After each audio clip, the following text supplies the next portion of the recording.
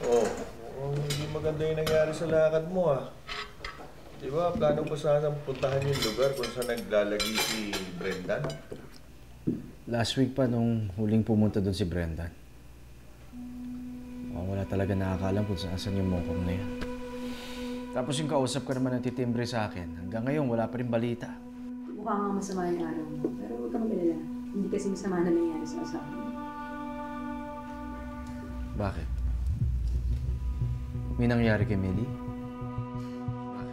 Usap-usapan kasi na may skandalo siya ni Nieva doon daw sa recruitment agency. Nag-apply pala si Millie daw mag-abroad. May nakakilala sa kanya doon, yung bungangerang si Nieva nga.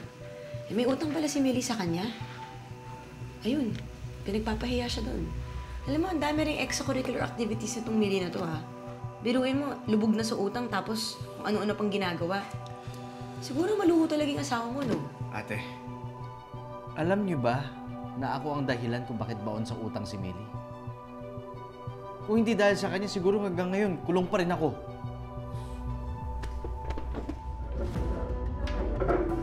Wala na akong gana.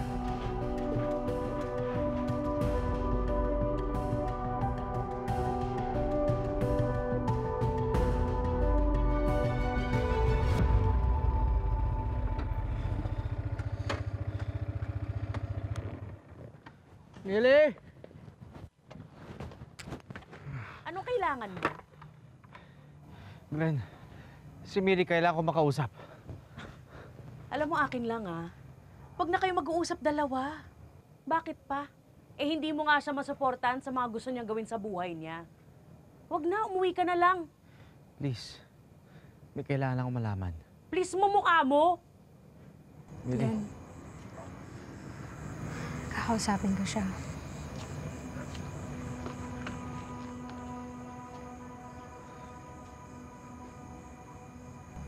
Ang ginagawa mo dito? Yung nangyari sa agency kanina. Okay lang naman. Ang sabi nila sa akin na dahil hindi naman din ako kinasuhan, so hindi siya makaka-apekto sa application form ko. Okay ka lang?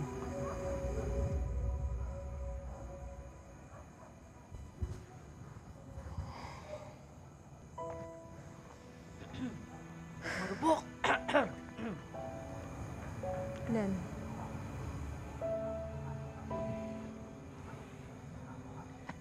Anton, ayos lang ako. Di mo akong kailangan isipin. Saka sa totoo lang, wala ka naman obligasyon na sa akin. Kasi nagkasundo tayo na hiwalay na tayo. At magsasari-sarili na tayo. Pwede mo lang gawin yung mga gusto mong gawin sa buhay mo. Tapos ako, gagawin ko na yung mga palagay kong tama. Kasama pa rin kita. Nakakapagod na eh. Naging asawa mo ko. Pero ngayon hindi na. Please. Ayusin ko tong lahat. Pero hindi ibig sabihin nun, tatalikuran na kita. Hayaan mo lang akong linisin ang pangalan ko. Pagkatapos nun, gusto kong magkabalikan tayo. Pwede ba yun? Gaano katagal? Isang linggo? Isang buwan? Isang taon? Ilang beses ko ba kailangan paliwanag sa'yo? Na gusto kong buuin yung buhay ko. Tagal kong naghihintay. Naayusin mo ang lahat ng to, pero parang lalo lang gumugulo yung lahat eh. Millie, ayusin ko to. Hahanapin ko si Brendan. Alam ko kaya mo. Pero Anton, ang tagal kong hinintay. Naayusin mo ang lahat ng to. I have to move on with my life. Saka hindi ko mapapangako sa'yo na may Millie pa rin na maghihintay sa'yo. Pagod ako. Inaantok na ako. Millie, huwag ganito. Please.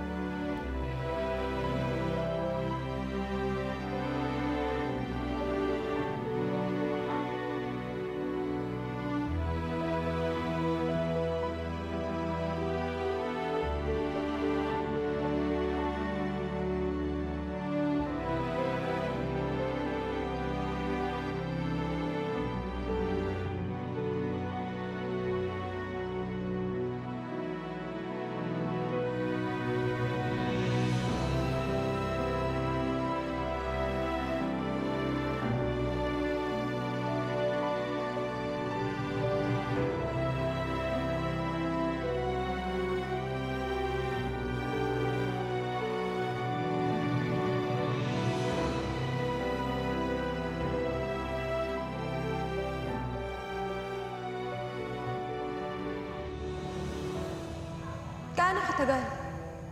1 linggo? 1 buwan? 1 taon?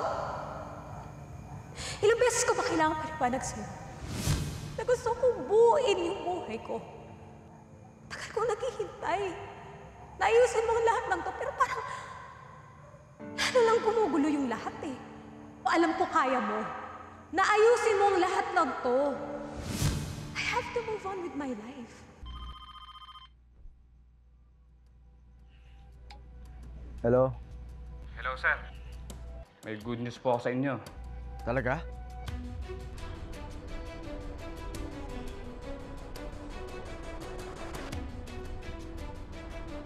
Sir, nandito po si Engineer Drangred. Sige.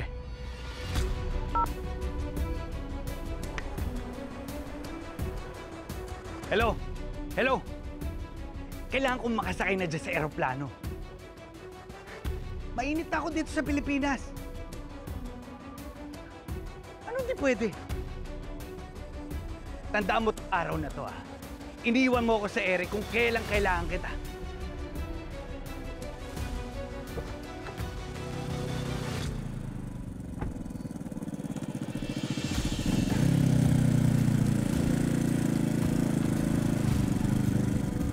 Hoy, Brendan! Huwag ka aalis ha. Sasama ka sa akin! Umalis ka dyan. Hindi ako aalis. Hindi ako papayag na ako ang babagsak dahil sa mga kasalanan mo! Kapag ikaw hindi umalis dyan, sasagasaan. Kapal na mukha mo, no? Kahit kailan duwag ka talaga eh. Oh, ano? Gagawin mo? Ano, papatayin mo na ako ngayon? Sumama ka sa akin!